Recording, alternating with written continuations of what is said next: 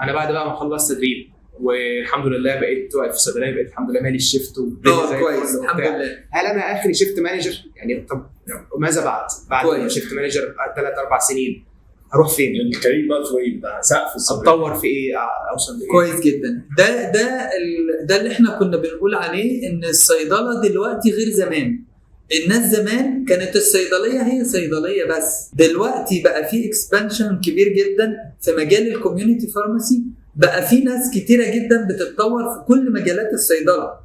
يعني دلوقتي بقى في سلاسل كتيره جدا، فبقى الناس بتترقى لشيفت مانجر، بعد كده اريا مانجر لو هو حابب التسلسل الاداري، بعد كده ممكن حتى يمسك مدير منطقه او ممكن مدير الشركه كلها. تمام. وانا طبعا كل السلاسل وكل الشركات اللي انت شايفها ما هم مدراءها صيادله، ما هم كانوا صيادله كاونتر في الاول.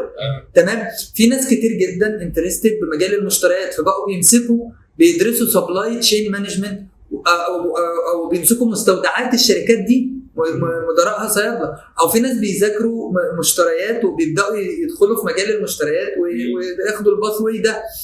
في دلوقتي بقى جديد طالع الكاتيجوري مانجرز، ناس بتدرس يعني احنا دلوقتي عندنا الصيدليه زي ما قلنا لا كاتيجوري مانجرز. يعني انا دلوقتي مثلا عندنا في الصيدليه سيكشن الادويه، سيكشن الكوزموستيكس، سيكشن البيبي، سيكشن الديفايسز، سيكشن بقى انت بتدخل، انا متخصص في الديفايسز في الصيدليه، فببدا اعمل التعاقدات مع شركات الديفايسز، ببدا ان انا اتواصل مع الشركات بره علشان ادخل الديفايسز عندنا في التشين بتاعتنا او في المجموعه بتاعتنا او في الكلام من، ببدا ادي تريننج للصيادله على الديفايسز، ببدا احلل مبيعات الديفايسز، ببدا احط بلانز لتطوير مبيعات الديفايسز. كده مدير السكشن ماسك مدير السكشن ده في السلسله دي، ما انت مش هتدخل ده. يعني حاليا موجود على الكوزموتكس تقريبا صح؟ موجود في كل حاجه. انا ليا انا اعرف صيادله كتير جدا كاتيجوري مانجرز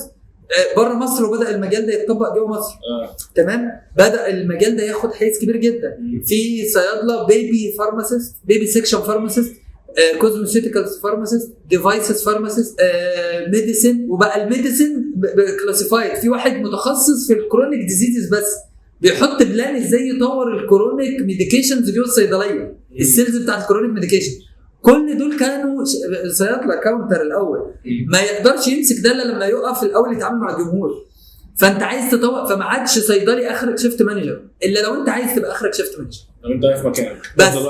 زي ما نضرب مثال برضو دكتور آسر اللي معانا، هو انترستد بمجال الجرافيك ديزايننج ومجال الماركتنج وكده، فهو ما يقدرش يطور السوشيال ميديا بتاعت المجموعه او بتاعت الصيدليات الا لما يقف على الكاونتر الاول، يعرف الكاستمر بيهيفير ماشي ازاي، يعرف الناس بتفكر ازاي، يعرف الناس بتسال في ايه علشان يماركت للكلام ده.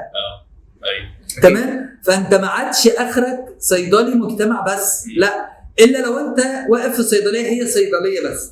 انا احد الزملاء معايا في اللي شغال معايا في الصيدليات شيفت مانجر، انا مسكته بقى مدير مشتريات للصيدليات. تمام. بيغلط ويعلمه وهكذا وهكذا وهكذا لحد ما ربنا يكرمه بعد الاكسبيرينس. انا بقول لكل واحد، انا عارف انت مش هتشتغل معايا طول العمر، بس انا عايزك بعد ما تسيبني تقول ربنا يكرمك يا دكتور مؤمن انت علمتني حاجه.